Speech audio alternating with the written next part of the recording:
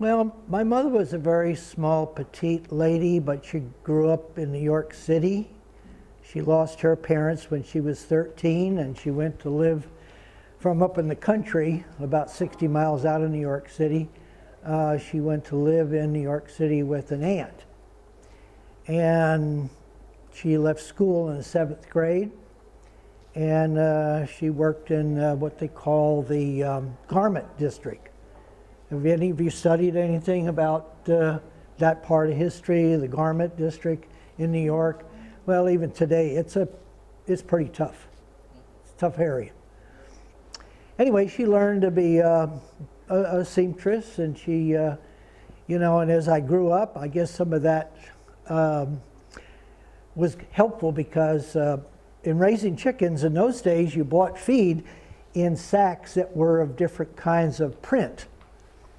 And so she would take, and all the women did this, they'd take those feed sacks and they would make dresses for the girls and shirts for us, for the boys. So when I got into a little further along in school, I think I became known as the shirt. My father was a man's man, so to speak. There was the good and the bad and the ugly with him. And if you ever see the picture of the Empire State Building when it was being constructed, and those guys that are sitting out on the beam, my father is number 4 on that beam. He was a constructional steel worker, and he was the foreman for the top 25 floors of the Empire State Building. I can't even imagine doing that. But he served in the Navy in World War I. He had 4 ships sunk out from under him and 21 crossings from New York to France and England. So yeah, he had some pretty nasty experiences. I was in the Korean War, but a lot of my buddies and fellows that I work with are primarily Vietnam veterans and Desert Storm, Iraq, Afghanistan, and other parts of the world where there is conflict. I can't imagine. When I was in the Korean conflict, they called it a conflict. There was no difference in my mind what was going on than what went on in World War II. I mean, it's a very nasty, terrible thing that man does to each other. But if you want your freedom, what are you going to do? Because there are a lot of nasty people out there, and they will take that freedom away from you. The last 6 months of active duty, I was on a destroyer, and we were sailing off the coast of the North Korea, and our job was to monitor the firepower. And being the type of ship we were running very, very close to shore, and we were running firepower to cover the evacuation at that time for the Marines and the Army that were coming out, and they were being picked up.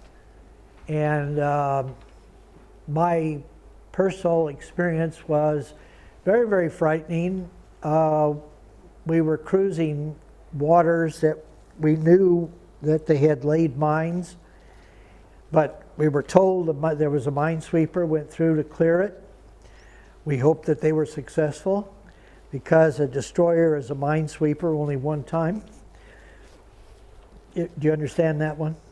No, can you elaborate on Okay. that?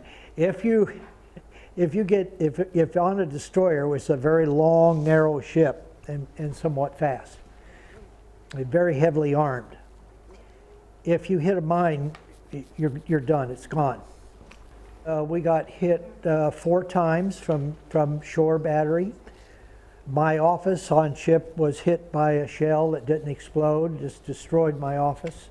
I was on the bridge, which was my general quarters. to be when you're going in and out of port or under conflict. I was on the bridge because I was in charge of fire control. Well, currently my focus right now is what I'm doing as the donation coordinator for the Purple Heart, raising money for a good cause for these veterans. It isn't just necessarily veterans who are wounded, or, you know, we don't define it as that. These are all veterans. Some of them never saw combat. They're still veterans. You still need a support. You can't put a man or a woman on the front lines without a very large team behind them. And if you're in aviation, nothing is really more clearly defined in aviation than a teamwork, because those airplanes don't fly unless you got a whole lot of people that know what they're doing. Hello, my name is Dave Canada. Hi, my name is Jasmine Sotelo. Hi, my name is Mario Alves. Hi, my name is Emily Magana. Hi, I'm Sean Reese. Hi, I'm Tyler.